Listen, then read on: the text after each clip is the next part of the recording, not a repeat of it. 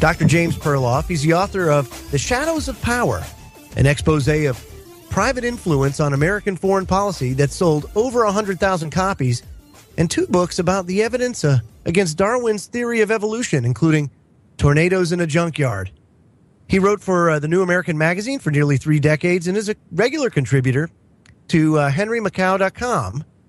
He wrote the script for Free Mind Films' new documentary Shadow Ring, due out for release this spring, and his newest book, Truth is a Lonely Warrior, is a comprehensive look at the satanic drive for world government. His website, jamesperloff.com. And it's so awesome to be able to welcome you to Freaky Friday, James. Pleasure to have you here. Zionism, James. What was the whole basis of Zionism? Why is it that, first of all, that people are ridiculed for kind of calling it out? Yeah, it's a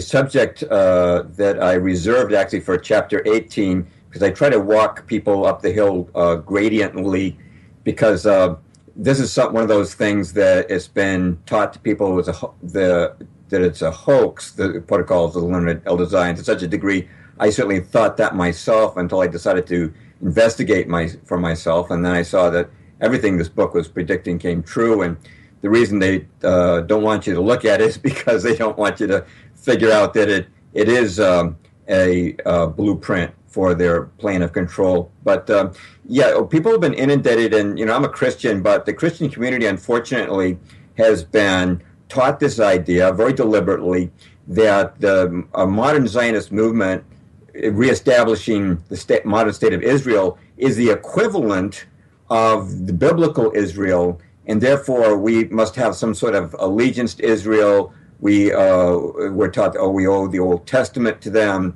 and therefore we should support it politically. What Christians need to awaken to is that the forces that funded Zionism are the very same forces, the Rothschilds and their bankster extensions and satellites, that also funded world communism. The Zionists were very much almost synonymous with communism. There was the Warburgs and the Schiffs and the Rothschilds who funded the overthrowing of the Tsar.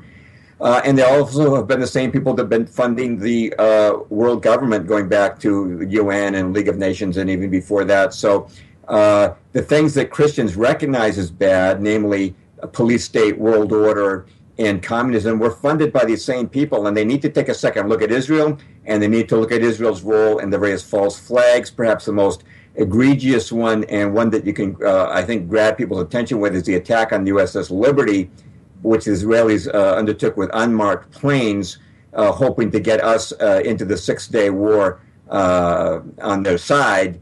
And they've been using that same technique of blame it on the Arabs while we do it for a long time now. But it's something that, unfortunately, America has, traditionally been a Christian nation. The widespread Christian community thinks it needs to be in solidarity with Israel. It does not. Israel, modern political Israel, is an enemy of America and of Christianity, contrary to what we are taught by mainstream media and even from the pulpit. Yeah, I'll tell you what. It's amazing how often and how quick people will come out and say, well, Israel is just it's the second coming of Israel. They're God's chosen people. So it has to be, it can't be. Why are people so deceived, James, when it comes to that? I think it's a big lie. I think it's been repeated so often. This is a technique that the mainstream media uses over and over.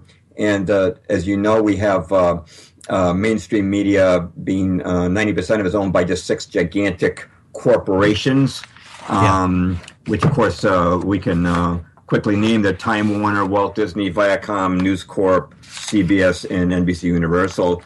And so you get this consolidated viewpoint. And people get the idea because we have so many news outlets, so many newspapers, and so many channels to choose from on cable, that if they're all saying the same thing, they must be right. But what they're not looking at is the ownership is the same. That's why you're getting this uniform viewpoint. But it's the big lie, I think, more than anything else. And also, Christians have been deceived by a long-term plan to infiltrate their theology and get them to think that they have to support Zionism. Yeah. I just wanted to interject there, James. First of all, it's a pleasure to be speaking with you tonight. And we were just talking in the first half about the problems that you come across once you start talking about Zionism and Israel and stuff like that.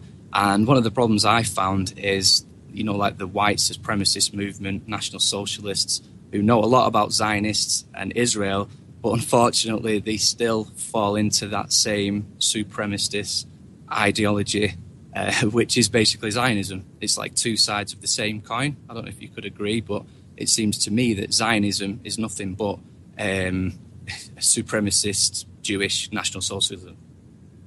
Yes, I'm certain of that, and they engage in ethnic cleansing.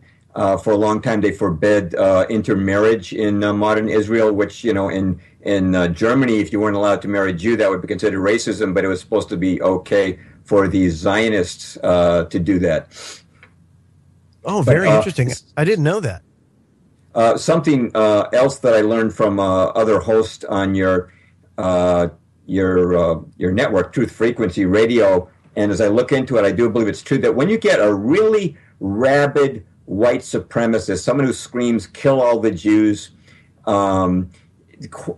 sometimes that person is actually on the Zionist payroll, because it's sort of a ideological false flag. Those calls to kill all the Jews and white should reign supreme tend to repulse people, and they drive people right into Zionist hands. Kind of like the recent Charlie Hebdo incident, these false flags. This is this is not a terrorist incident, this white supremacism, but it is a false flag of the mind that I believe the Zionists support, because it makes them look like the good guys. And so I think behind some of these white supremacists, you will find the Illuminati Zionist hand actually working to create a straw man, a false enemy that will draw people to them, the Zionists.